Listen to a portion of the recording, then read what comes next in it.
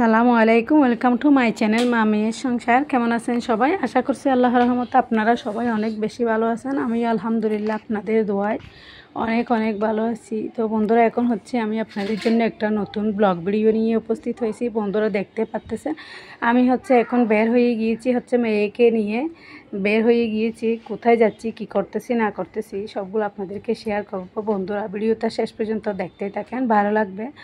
তো কথা বলতে বলতে দেখতে পাচ্ছেন আমরা হচ্ছে চলে যাচ্ছি চট্টগ্রাম কলেজের মধ্যে। তো দেখতে পাচ্ছেন কী জন্য আসছি।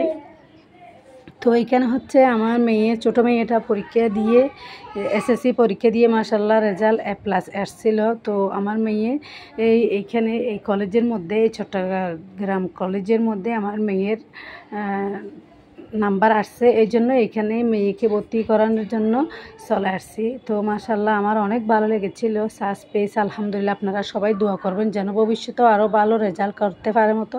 তো বন্ধুরা দেখতে পাচ্ছেন এখানে হচ্ছে সকাল সকাল আসছি, লোকজন একটু কম ছিল, কারণ আজকে হচ্ছে ভর্তির দ্বিতীয় দিন, তাই। তো দেখতে পাচ্ছেন লোকজন একটু কম ছিল। ভর্তি 2-1 দিন আগে থেকে চলতেছিল, আমরা 2-1 দিন আগে আসিনি, এই জন্য আমাদের একটু কষ্ট হয়ে যাচ্ছিল। যাই হোক, এখানে এসে আমাদের কাগজপত্রগুলো সবগুলো জমাও দেওয়া হয়ে গিয়েছে। অনেক ছাত্রছাত্রীরা আসছিল, আমাদের কাজকর্মগুলো সেরে নিয়েছি।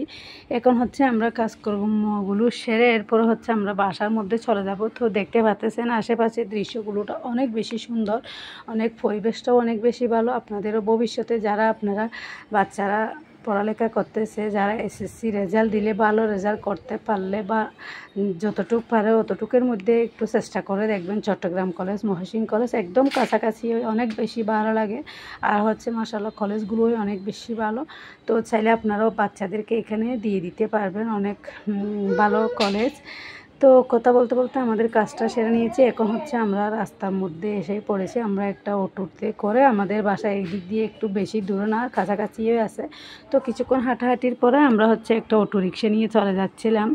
তো বন্ধুরা আমার ভিডিওটা আপনারা শেষ পর্যন্ত দেখতে থাকেন। তো যারা যেখান থেকে আমার ভিডিওগুলো দেখছেন, দেশ এবং দেশের বাইরে ছোট বড় আপুরা, খালামণিরা, আন্টিরা, সবাইকে অনেক অনেক বেশি ধন্যবাদ।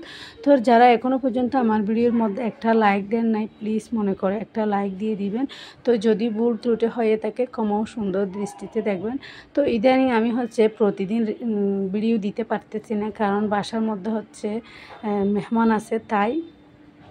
যতদিন আমার বাসার মধ্যে মেহমানগুলা থাকবে ততদিন আমি ভিডিও এরকমই হয়ে যাবে। তো আপনারা ক্ষমাও সুন্দর দৃষ্টিতে দেখবেন। যদি আপনাদের ইচ্ছে করে আমার ভিডিওগুলো, যে আগের ভিডিওগুলো আছে সবগুলো একটু দেখে নেবেন। তো কথা বলতে বলতে দেখতে পারতেছেন আমরা বের হয়ে গিয়েছি এখান থেকে। তো বের হয়ে আমরা হচ্ছে এখানে একটা ফুচকার দোকান পেয়ে গিয়েছি। এখানে আমার মেয়ে তো ফুচকা দেখলে একদম অন্যরকম হয়ে যায়, তাই মেয়েদেরকে একটু ফুচকা খাওয়াই নিলাম। তো দেখতে পাচ্ছেন ফুচকাগুলো তাদের কাছে অনেক বেশি ভালো লেগেছিল। যাই হোক, ফুচকা খাওয়া দাওয়া শেষ করে আমরা হচ্ছে বাসায় চলে যাব। তো বন্ধুরা আজকের ভিডিও আর বেশি লম্বা করব না, এতটুকুর মধ্যেই সবাই সুস্থ থাকবেন, দোয়া করবেন যেন নতুন নতুন করে আপনাদের কাছে ভিডিও উপহার দিতে পারি মতো।